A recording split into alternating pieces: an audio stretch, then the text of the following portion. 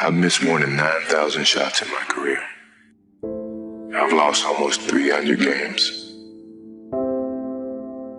26 times I've been trusted to take the game-winning shot and missed. I've failed over and over and over again in my life. And that is why I succeed. Maybe I led you to believe it was easy when it wasn't. Maybe I made you think my highlights started at the free throw line and not in the gym. Maybe I made you think that every shot I took was a game winner. That my game was built on flash and not fire. Maybe it's my fault that you didn't see that failure gave me strength, that my pain was my motivation. Maybe I led you to believe that basketball was a God-given gift and not something I worked for. Every single day of my life, maybe I destroyed the game. Or maybe you're just making excuses.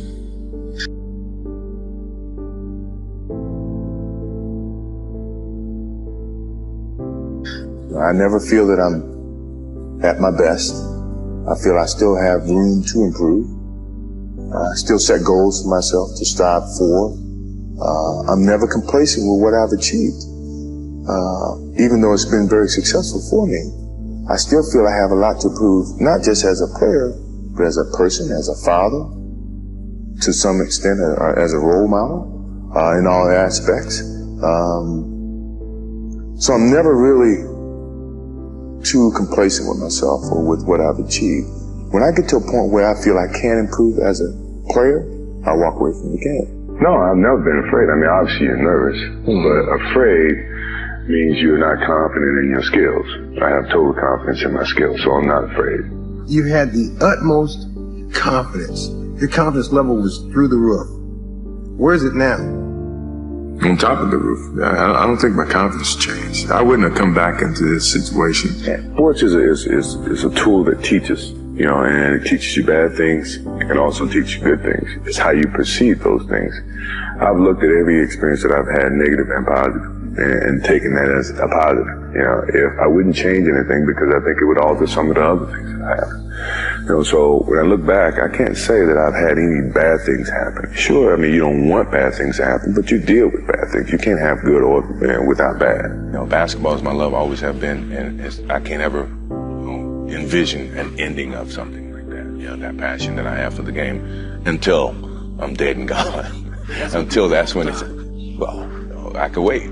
I'm not in a rush. It's never enough. It's never enough as long as you compete. You know, it's always great to win, but that's why you compete. Each time that you win, it takes away a little bit of that hunger, you know, which is a challenge within itself. You know, it's a battle within your mind to find a challenge to go to that same place that you've been 5 times before. You know, and that's hard. You know, when people say, well, the first one was the hardest, no, the last one's the hardest because you're battling with yourself. Because a lot of times I had to battle with myself to keep challenging myself. You know, that to me was why I would say that the biggest battle was myself. Because when you get to a certain pinnacle, you got to find some ways to keep going out there for 82 games. I just think that I have the habits of working hard. I always been taught that to reach a goal that in life that you want, you have to work hard to get to it. And so far, I just, have that in mind. Determination, what your motives are, what your ambitions were from the beginning. You know, it's been a lot of soul searching in terms of it's easy to sit back and say, well, I've given my best. You know, I'm tired. You know, somebody else got to do it or whatever. I didn't take that approach. I thought positively and said whatever I could do, every little inch of energy that I have, I'm gonna try to provide for this team. I mean, if you give up, then they give up. You know, so I didn't want to give up. You know, no matter how sick I was, or how tired I was, or how, low on energy I was, I felt the obligation, to my team, to the city of Chicago to go out and give that extra effort to achieve it even harder. My competitive drive is far greater than anyone else that I've met. You know, I think that I thrive on that. I think that's my biggest motivation in life, is to compete, find different competitions in certain things in life and try to overcome that, be it positive or negative. But I have yet to meet someone who is as competitive as me, and I just feel that much confident about my competitive drive. I still feel that I have a plateau that, I hadn't reached yet in terms of my skills or my expectations of myself. I'm always going to expect myself to do certain things or surpass certain things. As long as I believe that, then, my road to success is going to continue to expand.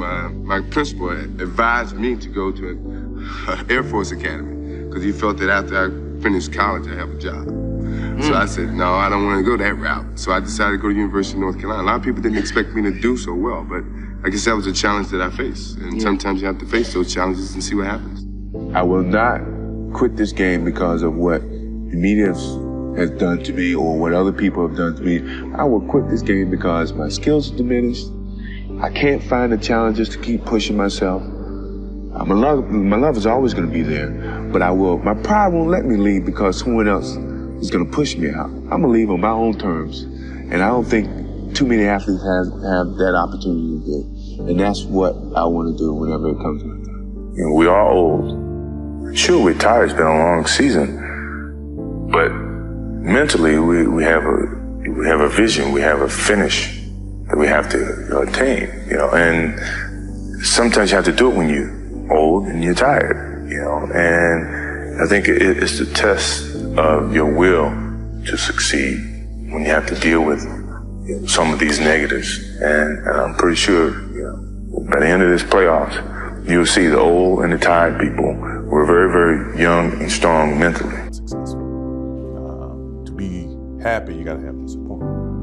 So I think all of those things have evolved and happened to make me who I am and understand the benefits and the privileges I have for being who I am, and not to wear it on my sleeve, be very humble about it. That's one thing my parents taught me very well is, don't wear your reputation, don't wear your accolades, don't wear your personality on your sleeve. Let it happen, let it be you. It is who you are. Don't hide from it, but don't wear it and rub it in people's faces. The thing that I remember the most about my father, and I had him for 32 years, and I never look at it from a negative sense. Obviously, he was murdered, and rarely do I get the chance to talk about him, but the thing that I do remember all the time, I think about him practically every day, is for a person like myself who live in the spotlight and is so critical from people all the time in terms of what I do, what I say, where I go. The thing he's always said, take a pause before you make a decision and say, what if? And the purpose for saying what if is that whatever decision you make, always either going to have consequences. And not that I live in a box to where I'm afraid to do things. I know that, as my father says, the what if comment is to be able to deal with the consequences of what decisions you make. And you think about that. If you think about the consequences, pro or con, you make the right decisions that you feel is the right decision. Now, all the decisions I made, other people may view to be not the right decisions from their perspective. But for me to go play baseball, and everybody says, oh, it was a failed opportunity to play baseball. That's what they think. For me, it was the best thing that could have happened for me because it allowed me to go back to the game with a stronger passion. At the same time, I was able to understand the love that these minor league baseball players have, making $1,500 a month. $1,500 a month, which is nothing. But for them, it was big. To me, to see that helped me put things in perspective, to understand the platform that I was on in '93, that when I went back to it in '95 and '96, I appreciated it even greater. So when we won those championships and we went through those things mattered to me far greater than what I did in '91, '92, '93. people don't see that, and people will never understand that to be success. All they think about, well, he batted 202, and he struck out a certain number of times. Yeah, okay. But the effort was there, and the learning curve and the passion was there that has transcended not just to